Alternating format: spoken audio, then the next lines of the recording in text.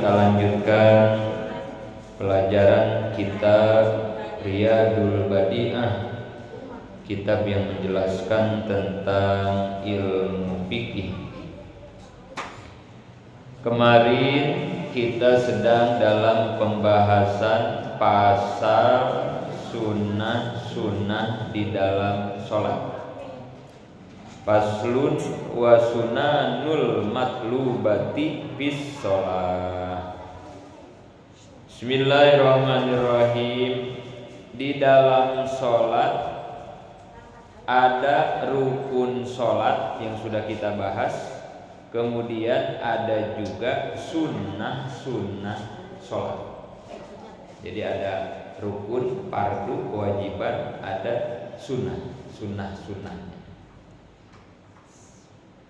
Kemudian sunnah-sunnah sholat ini dibagi dua secara garis besarnya. Kemarin ini sudah wa sunanul matlubati fi sholat nau'ani ab'adun wa hay'atun. Sunnah dalam sholat itu dibagi dua, ada sunnah ab'ad, ada sunnah hay'at. Gitu ya. Bedanya apa sunnah ab'ad dengan sunnah hay'at? Bedanya kalau sunnah ab'ad, kalau ditinggalkan maka kita disunnahkan sujud sahwi. Tapi kalau sunat hay'at tidak sunnah sujud sahwi. Gitu perbedaannya. Jadi kalau secara penting mana sunat ab'ad dengan sunat hay'at? Pentingan sunat ab'ad. Sehingga ketika ditinggalkan kita sunnah sujud sahwi gitu. Jadi jangan sampai ditinggal berarti gitu ya. Dibanding sunat hay'at. Mana saja yang termasuk sunat ab'ad? Kemarin diantaranya kunut. Kunut dalam sholat subuh atau kunut dalam sholat witir setengah dari bulan Ramadan, mulai tanggal 16 berarti ya. Termasuk sunnah ab'ad ketika kunut adalah berdiri dalam kunut, membaca sholawat dan salam kepada Nabi di dalam kunut. Nah itu termasuk juga sunnah ab'ad. Kemudian apalagi kemarin wat tasyahudul awal, tahiyat awal. Nah itu sunnah ab'ad. Tahiyat ada dua ya, di dalam sholat ada tahiyat awal, ada tahiyat akhir. Tahiyat awal mah nggak wajib. Jadi walaupun kita nggak tahiyat awal, sholat sah. Cuman kita nanti kalau disengaja, kalau tidak disengaja kita sunat sujud sahwi kalau meninggalkan tahiyat awal, karena dia termasuknya sunat ab'ad gitu ya. Tapi kedudukannya mah sunat. Enggak tahiyat awal juga sholat mah tetap sah gitu ya. Tahiyat. Kalau tahiyat akhir baru wajib. Tahiyat akhir wajib. Kalau ditinggalkan batal. Termasuk sunat ab'ad dalam tasahud awal itu adalah duduknya. Baca sholawat kepada nabinya. Nah itu juga termasuk sunat ab'ad sholat dalam tasahud awal. Nah itu diantara sunat ab'ad dalam sholat. Yang kedua sunat hay'at. Apa saja sunat hay'at? Satu, ini banyak ya. Di antaranya membaca tasbih di dalam ruku dan di dalam sujud. Subhana rabbiyal azimi wa bihamdih kalau ruku, subhana rabbiyal a'la wa bihamdih kalau sujud. Nah itu sunat hay'at itu ya. Kemudian membaca takbiratul intiqal. Itu sunat hayat ya. Takbiratul intiqal. Dalam sholat takbir ada dua ya. Ada takbiratul ihram, ada takbiratul intiqal. Kalau takbiratul ihram, takbir pertama niat. Nah itu takbiratul ihram. Kalau takbir intikal, setiap perpindahan dari satu posisi sholat, dari ruku pindah, dari berdiri mau ruku pindah, kan gitu ya. Dari diri mau sujud, kecuali kemarin ketika dari ruku mau i'tidal. Kalau dulu mah itu teh bacanya takbir ya. Dari ruku mau i'tidal, kalau dulu mah takbir Allahu Akbar dulu mah ya. Nah kemarin udah kita bahas ya, itu sejarahnya ketika Abu Bakar Siddiq ketinggalan berjamaah. Dikira sudah ketinggalan berjamaah, tapi pas ke masjid ternyata Kangjeng Nabi sedang ruku tahiyat akhir, rokaat akhir sholat asar kemarin ya. Jadi begitu Nabi lagi ruku, ini Abu Bakar saking girangnya, belum ketinggalan gitu ya, saking girangnya nggak ketinggalan sholat sama Nabi. Karena seumur hidup Abu Bakar nggak pernah ketinggalan berjamaah sholat dengan Nabi, posisinya juga pas di belakang Kangjeng Nabi gitu ya. Maka ketika ketinggalan saat itu panik banget lah kalau bahasa kitanya gitu ya. Beda sama kita ada ya, ketinggalan berjamaah santai aja gitu. Abu Bakar mau ketinggalan berjamaah panik banget ya. Begitu sampai ke musola, ke asaadah, Nabi masih ruku. Apa kata Abu Bakar? Alhamdulillah gitu. Saking senangnya masih kebagian berjamaah dengan Kangjeng Nabi. Maka kata malaikat, kata Allah, malaikat kasih tahu itu tadi yang membaca alhamdulillah, kami mendengar ucapan alhamdulillahnya. Sami Allahu liman hamidah. Kata Allah, aku mendengar ucapan alhamdulillah Abu Bakar. Nah, maka mulai kejadian itu sampai sekarang disyariatkan ketika perpindahan dari ruku ke i'tidal jangan baca takbir, tapi bacanya sami Allahu liman hamidah. Itu ya. Yang lainnya mah takbir. Mau sujud takbir, duduk di antara dua takbir, namanya takbir intikal, takbir perpindahan gitu ya. Itu sunat hayat.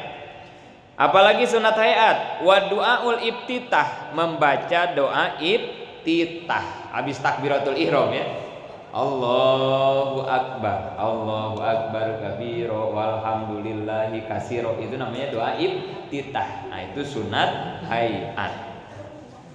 Kemudian apa lagi? Wa ta'uz qoblal Fatihah, membaca ta'uz sebelum baca Fatihah, sunat hayat ya. Jadi sebelum kita baca Fatihah nih, bismillahirrahmanirrahim. Nah, sebelum bismillah baca dulu ta'uz. A'udzubillahi minasyaitonirrajim. Cuman kalau sholatnya bacaannya kenceng, maghrib, isya, subuh, kan itu kenceng tuh. Nah, ta'uznya jangan kenceng bacanya. Jadi pelan-pelan aja ta'uznya mah. Nanti pas bismillah kalau jadi imam, bismillah baru kencengin, normal gitu ya. Sunat baca ta'uz, sunat hayat. Apalagi wa ta'min, baca amin ba'daha setelah baca Fatihah. Sunat hayat juga itu baca amin ya. Waladdallin, amin. Dan diusahakan imam sama makmum bareng, baca aminnya bareng ya.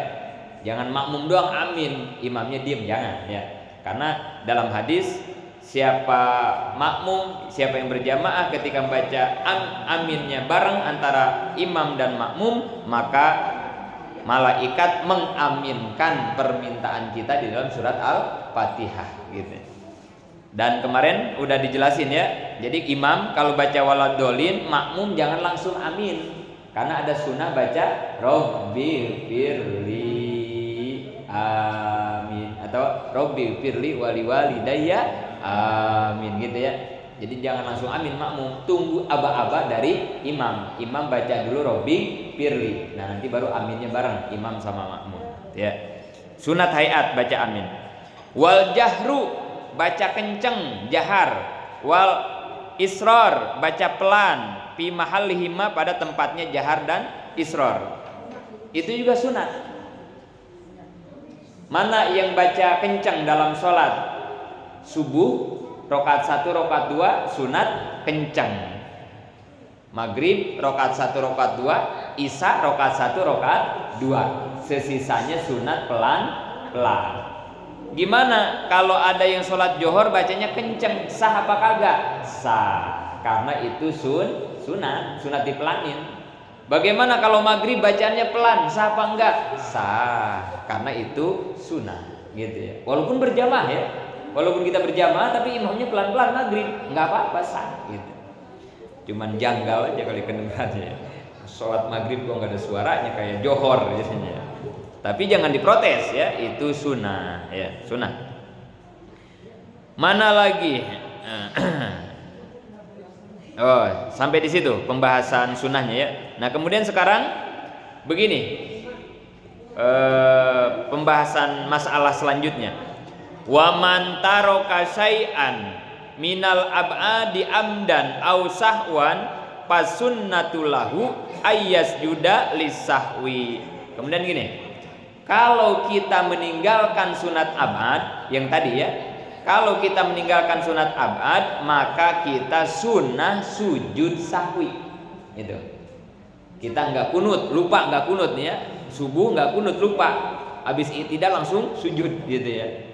Kemudian begini nih. Kalau kita sholat subuh beres i'tidal, sami Allahu liman hamidah. Terus kita lupa, langsung sujud. Tapi begitu kita baru nunduk sedikit ya, badannya belum terlalu bungkuk ya, sami Allahu liman hamidah.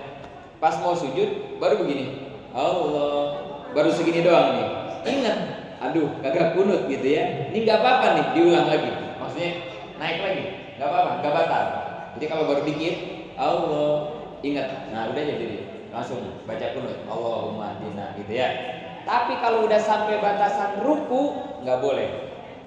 Jadi kalau udah turun mah Allah, aduh belum kunut. Nah ini jangan diangkat lagi nih. Kalau diangkat lagi jadi batal sholatnya. Udah aja lanjutin sujud. Nah cuma nanti sunat sujud sahwi, gitu ya. Takut, ya bukan takut ya. Suka lupa memang ya. Suka lupa juga itu kunut gitu ya. Suka lupa. Jadi batasannya segitu ya. Kalau belum sampai ke batasan ruku boleh balik lagi tegak, kemudian kunut. Tapi kalau udah sampai ruku jangan dikatasin lagi jadi batal. Lanjutin aja sujud, nanti sunat sujud sahwi. Jadi kalau kita meninggalkan sunat abad maka bukan sunat sujud sahwi atau tahiyat awal, kan itu juga sunat abad. Kalau lupa maka nanti sunat sujud sahwi juga ya, tahiyat awal.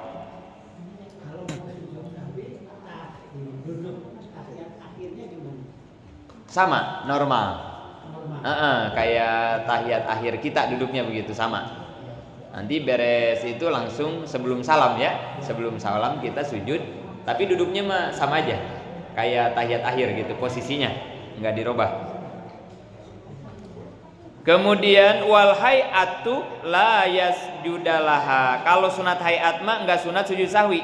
Misalnya kita lagi ruku lupa baca subhana rabbiyal azimi wa bihamdi.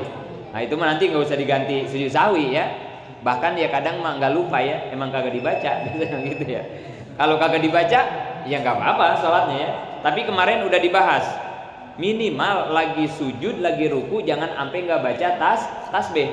Karena kemarin sebagian ulama mengatakan wajib baca tasbih di dalam sujud dan ruku. Ini saking pentingnya ya. Tapi menurut Imam Syafi'i mah sunat gitu ya. Tapi jangan sampai nggak dibaca lah gitu. Dan kalau itu ditinggalkan nggak sunat sujud sahwi. Kalau sajada litarkiha muta'ammidan lisujud batolat. Apalagi kalau sengaja nggak baca tasbih dalam ruku sujud, sengaja dia malah sujud sahwi. Sengaja nih. Padahal kan nggak sunat sujud sahwi, malah sujud sahwi. Batal, sholatnya batal itu. Batal itu mah. Kalau dia sengaja, kan nggak ada aturannya ninggalin sunat hayat sujud sahwi. Dia malah sengaja sujud sahwi, malah batal sholatnya itu. Jadi batal. Jangan. Waman syaka. Nah kemudian gini nih. Masalah berikutnya. Waman syaka qabla pirogi sholah pi ada dima sholahu minar rokaat au syai'in min arkanis salat wajaba alaihi ayyubna alal yakin. Kemudian gini, kalau kita ragu ketika sholat, ragu terhadap rukun sholat, ragunya terhadap apa? Rukun sholat, ragunya tentang apa? Dikerjakan atau tidak, atau kalau rokaat sudah berapa rokaat? Nah, rokaat aja lah yang sering kita ya, yang suka ingat, yang lagi ada masalah terus sholat lah begitu ya. Itu biasanya rupa rokaat gitu ya, 3 apa 4 gitu ya. Ini udah 3 apa 4 gitu ya. Yang habis di PHK mungkin lah itu mah ya. Aduh, jadi ngelamun sholatnya ya. Nah, kalau dalam gambaran begitu, gimana nih solusinya menurut fikih ya? Kalau kita ragu ini rokaat ketiga apa rokaat keempat, caranya gimana solusinya? Ayyubna alal yakin, maka yang harus diambil yang paling yakin. Kira-kira kalau kita ragu antara 3 dan 4, yang paling yakin 3 apa 4? Ini 3 apa 4 ya? Kira-kira menurut kita yang paling yakin ketiga apa yang keempat?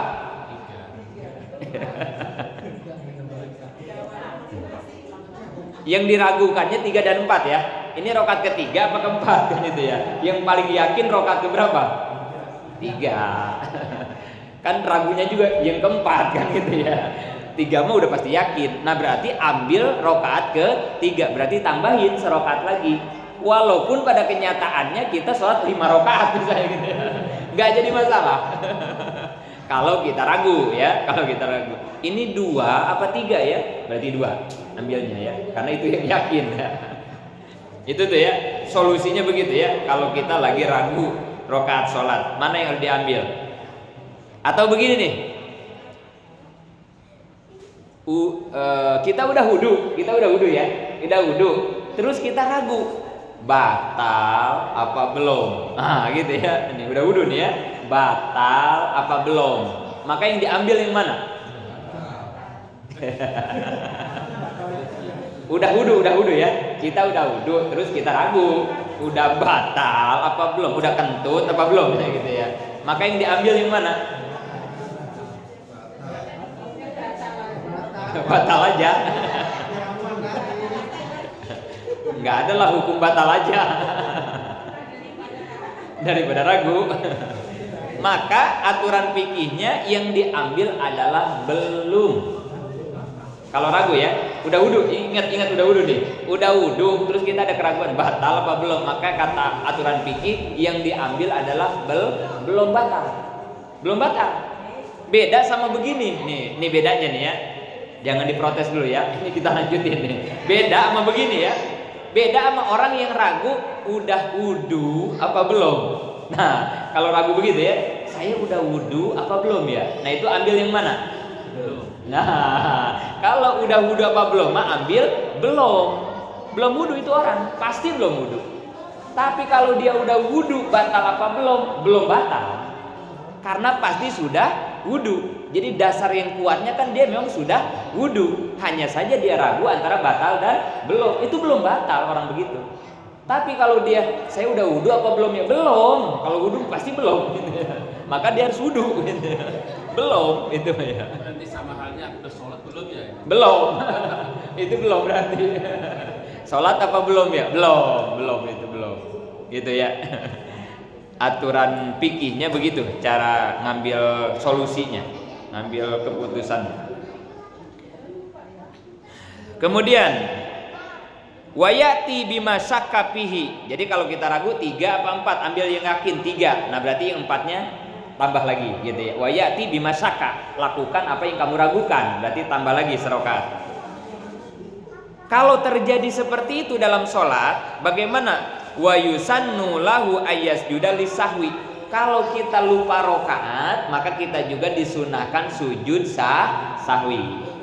Sama kayak kunut ya, ninggalin kunut sunat sujud sahwi, lupa tasawuf awal sunat sujud sahwi. Kalau ragu rokaat 1 atau 3 atau 4, maka nanti kita sunat sujud sahwi juga ya, kalau kejadiannya begitu. Kemudian wasujudu sahwi. Bagaimana praktek sujud sahwi? la yazidu ala sajdatain. Sujud sahwi itu enggak boleh lebih dari 2 kali sujud. Jadi sujud sahwi itu dilakukan 2 kali ya. Enggak boleh lebih dari 2 kali sujudnya tuh. 2 kali tempatnya wa mahalluhu qabla salam. Tempatnya sebelum salam. Tadi ya kata Pak Haji, jadi posisinya mah posisi duduk tahiyat akhir. Udah baca tahiyat akhir sampai beres, sebelum assalamualaikum, sebelum salam sujud sahwi dulu. Jangan lebih dari 2 kali sujud. Berarti sujud langsung ya. Sujud. Bacaannya gimana?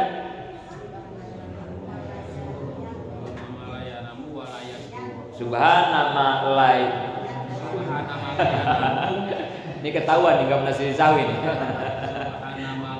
Subhana malla yanamu wala yashu. Nah, baca 3 kali. Ya 3 kali lagi sujud ya. Ya 3 kali terus duduk lagi. Duduk kayak tahiyat akhir lagi. Duduk lagi terus sujud lagi, baca lagi 3 kali, duduk lagi terus assalamualaikum. Nah, gitu. Artinya apa tadi? Subhana malla yanamu wala yashu artinya apa? Maha suci Allah yang tidak pernah tidur dan tidak pernah lupa. Nah itu artinya itu. Subhana man, maha suci Allah. La yanamu yang enggak pernah tidur, wala yashu dan tidak pernah lupa. Yang suka tidur sama lupa sama siapa? Kita. Allah mah jangankan tidur, la ta'khuzuhu sinatun wala naum. Jangankan tidur, ngantuk aja tidak pernah. Allah jangankan tidur ya. Itu artinya begitu ya. Tasbih sujud sahwi itu begitu ya. Kemudian wala yadurru asyakku ba'da firogi sholat fi syai'in min zalika illa niat. Nah, kemudian begini nih, kasus berikutnya begini. Udah beres sholat, udah salam ya. Assalamualaikum warahmatullahi wabarakatuh. Assalamualaikum warahmatullahi wabarakatuh. Terus ada keraguan. Ragunya apa? Apa saja dalam sholat ya kita ragu ya. Aduh, tadi saya ruku apa kagak ya? Nah, ini ya. Ini udah sholat ya, udah beres, udah salam. Terus ragu, tadi ruku apa enggak ya? Itu tidak madarat, tidak membatalkan sholat. Udah itu berarti udah ruku gitu. Jadi udah jangan dibingungin gitu ya. Kalau ada keraguan setelah beres sholat, gitu. Udah. Tadi ruku apa enggak ya? Tadi saya baca Fatihah apa enggak ya? Nah, itu udah enggak usah diulang. Udah sah sholatnya udah gitu ya. Enggak apa-apa itu ya. Ila niat kecuali kalau ragunya di dalam urusan nih. Nah, kalau ini mah harus diulang. Tadi saya niat apa kagak ya sholat ya? Nah, itu udah ulang lagi itu mah. Kalau kita sholat beres sholat ragu apakah udah niat atau belum, itu harus diulang. Tapi kalau yang selain niat mah udah enggak usah. Apakah sujud atau belum atau tidak itu enggak. Tapi kalau niat mah di sini wajib diulang lagi sholatnya, gitu ya. Alhamdulillah beres pasal tentang sunat sholat. Nanti kita lanjutkan pasal berikutnya, babu mufsidatis sholat. Mudah-mudahan manfaat, amin ya